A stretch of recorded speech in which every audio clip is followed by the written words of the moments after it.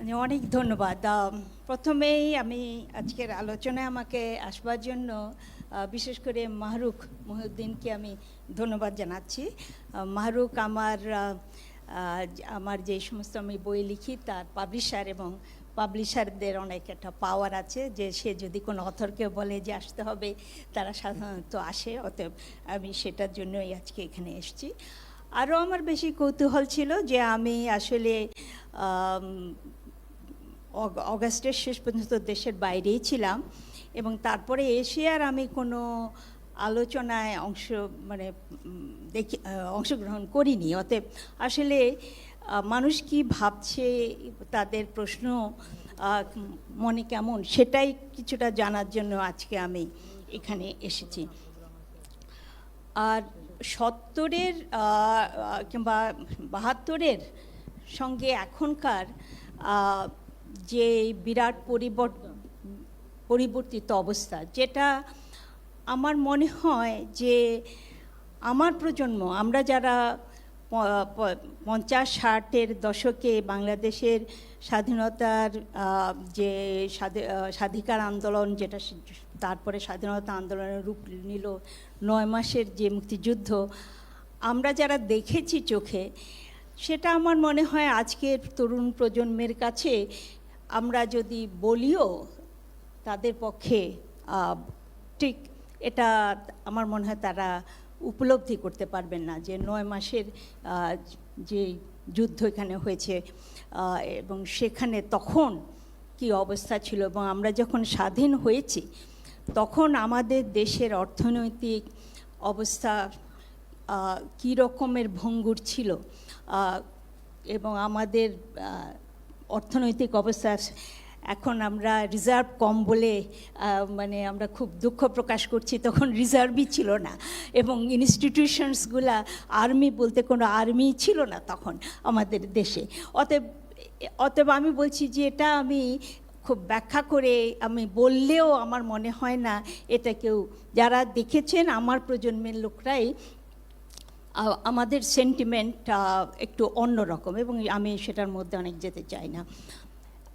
একটা যে বিরাট যে তফাৎ আমি যেটা দেখতে পাই সেটা হচ্ছে এরকম যে যখন স্বাধীন হলো দেশ ৭২ সালে, তখনকার পরিপ্রেক্ষিতে যেহেতু আমরা তখন পাকিস্তানের সঙ্গে যে আমাদের ২৫ বছরের যে যুদ্ধ হয়েছে, যে আমাদের যে মুভমেন্ট, সেটার পরিপ্রেক্ষিতে মনে হয়েছিল আমাদের যে খুব দ্রুত আমরা যদি একটা কনস্টিটিউশন করতে পারি তাহলেই সেটা আমাদের জন্য মঙ্গল হবে। কারণ হচ্ছে পাকিস্তান হওয়ার পরে প্রায় ৯ বছর লেগেছিল, নানা বিতর্কে পড়ে তারা একটা কনস্টিটিউশনই করতে পারেনি। অতএব তখন মনে হয়েছে যে আমরা যে ১ বছরের মাথায় একটা কনস্টিটিউশন করা হলো, এবং তখনকার প্রেক্ষিতে যে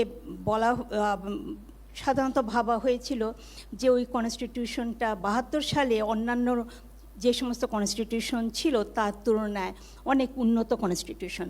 অতএব সেটা নিয়ে তখন কিছু লোক যে বিতর্ক করেনি তা নয়, কিছু কিছু লেফটিস্ট যারা ছিলেন তারা অনেক সময় বলেছিলেন যে না আমাদের তো রিপ্রেজেন্টেশন নেই। কিন্তু আমি বলবো যে তখন একটা বিরাট একটা মুক্তিযুদ্ধের পক্ষের এবং একটা কনস্টিটিউশন যাতে হয়ে যায়, এবং সেই কনস্টিটিউশনটা নিয়ে একটা বিরাট একটা পক্ষেই মত ছিল, এবং ওটা ৭২-এর কনস্টিটিউশনটা ৭২ সালে কিংবা এমনকি ৭৩ সালে এবং বিতর্কিত ছিল না। ৭৫-এ যখন নাকি প্রথম যে 4th অ্যামেন্ডমেন্ট হলো, এবং যখন একদলীয় শাসনে আমরা গেলাম, এবং যেখানে কনস্টিটিউশনের কিছু ফান্ডামেন্টালস আছে, এবং যদি কোনো অ্যামেন্ডমেন্ট দিয়ে ফান্ডামেন্টালসটাকে পাল্টানোর চেষ্টা করা হয় তখনই কনস্টিটিউশনটা বিতর্কের মধ্যে পড়ে যায়।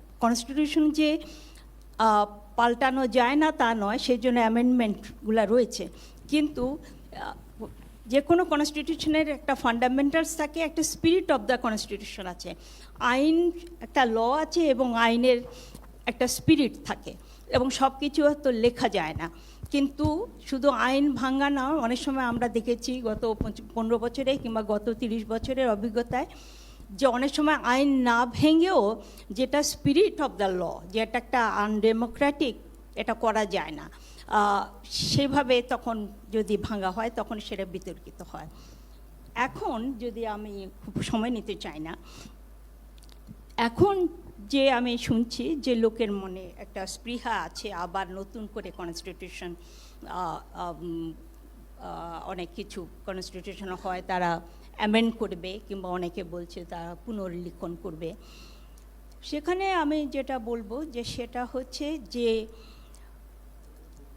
কিছু হয়তো বা অ্যামেন্ডমেন্ট যেখানে সবার একটা ঐকমত্য আছে, সেগুলা হয়তো বা কুইকলি হয়তো বা কিংবা সেটা ঐকমত্যের বেসিসেই হয়তো বা পরে সেরকমভাবে কনস্টিটিউশন অ্যামেন্ড করা যায়, কারণ আমাদের দেশের কনস্টিটিউশন আসলে 2/3 মেজরিটি দিয়েই করা যায়।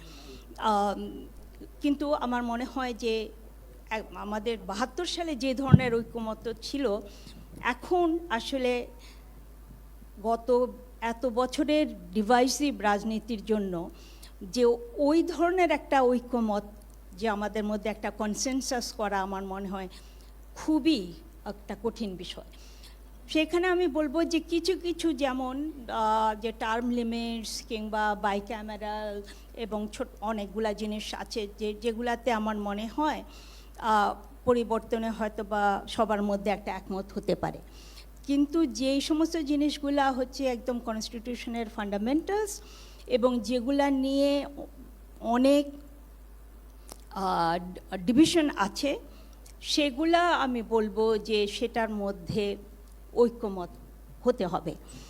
এবং এখানে ঐকমত মনে হচ্ছে যে দেশে যে বড় রাজনৈতিক দলগুলো আছে তাদের সঙ্গে ঐকমত হতে হবে, দেশের জনসাধারণের ঐকমত হতে হবে।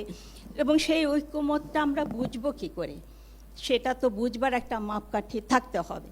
এবং সেটা সাধারণত অল সেড অ্যান্ড ডান, একটা ইলেকশন যদি নাকি যে হয় তার আগে যদি কিসের বেসিসে যে কনস্টিটিউশনের কী পরিবর্তন আনা হবে সেগুলা যদি মানুষ জানে, তাহলেই মাত্র একটা ঐকমত হতে পারে। তার আগে আমার মনে হয় যে কিছু একটা কমিশন একটা রিপোর্ট করে তারপরে যদি বলে যে হ্যাঁ ঐকমত হয়ে গেছে, এটা আমি বলবো যে জনসাধারণ যারা আমরা সাধারণত হয়তো বা কিছু অ্যাক্টিভিস্ট সবসময় থাকে, কিন্তু পৃথিবীর সব দেশেই হচ্ছে যে জনসাধারণ হচ্ছে কিছুদিন পরে হয়ে যায় সাইলেন্ট মেজরিটি, এবং তারা বসেই থাকে ওই একদিনের গণতন্ত্রের জন্য যে আমরা ভোট দেব এবং সিক্রেট ব্যালট ভোট দেব। কিন্তু হোয়াট এভার ইট ইজ, আমি বলবো যে একটা আমি বিরাট যে তফাৎ দেখি যে 72 সালে আমাদের দেশে যতটা ঐক্যমত ছিল যে আমরা কী ধরনের কনস্টিটিউশন চাই, এবং আমার মনে হয় 72-এর কনস্টিটিউশনটা মোরলেস ওই ধরনের ঐক্যমতের বেসিসে হয়েছিল। আমি বলছি না যে কিছু বিতর্ক ছিল না, তখন কিছু যারা আওয়ামী লীগের বিরুদ্ধে ছিলেন তাদের মধ্যে তারা বিরোধিতা করেছেন, আওয়ামী লীগের ভিতরেও কিছু কিছু বিরোধিতা ছিল কিছু কিছু ফান্ডামেন্টাল প্রিন্সিপালসের উপরে। কিন্তু এখন আমি দেখি যে দেশে ওই ধরনের একটা ঐক্যমত নেই। অতএব এটা আমি বলবো যে একটা বিরাট একটা তফাৎ। এবং এখন যেহেতু অনেক ব্যাপারে সংস্কারের কথা আসছে এবং গণতন্ত্র একটা বিরাট একটা আমাদের একটা চ্যালেঞ্জ, এছাড়াও সুশাসন, ইনস্টিটিউশন বিল্ডিং, সেগুলো হচ্ছে আরেকটা বিরাট চ্যালেঞ্জ। অতএব এখন কোন চ্যালেঞ্জগুলো আসলে আগে নেওয়া হবে, এবং এটা একটা আরেকটার সঙ্গে কমপ্লিমেন্টারি। যদি মনে করুন জাস্ট একটা ইলেকশনই যদি আমরা ধরি, তাহলে নিশ্চয়ই ইলেকশন কমিশন, ইলেকটোরাল লজ, এগুলোর উপরে তো মানুষের আর কোনো ট্রাস্ট নেই, পাবলিক ট্রাস্ট নেই।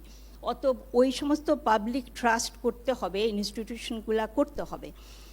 এখন মানুষ কি সেইগুলার দিকে আগাবে, না কি যে গণতন্ত্র বলতে আমরা যে সিভিল এবং পলিটিক্যাল রাইটস যেটা বলি, বাক স্বাধীনতা, তারপরে ইলেকশনস, সেগুলাতে? অতএব এতগুলা কাজ সব যে একসঙ্গে করা যাবে তা নয়, কিন্তু কয়টা প্রায়োরিটি দিয়ে আমরা করব এবং কি সিকোয়েন্সে করব, আমার মনে হয় এটা একটা ভীষণ গুরুত্বপূর্ণ বিষয় বলে আমার মনে হয়।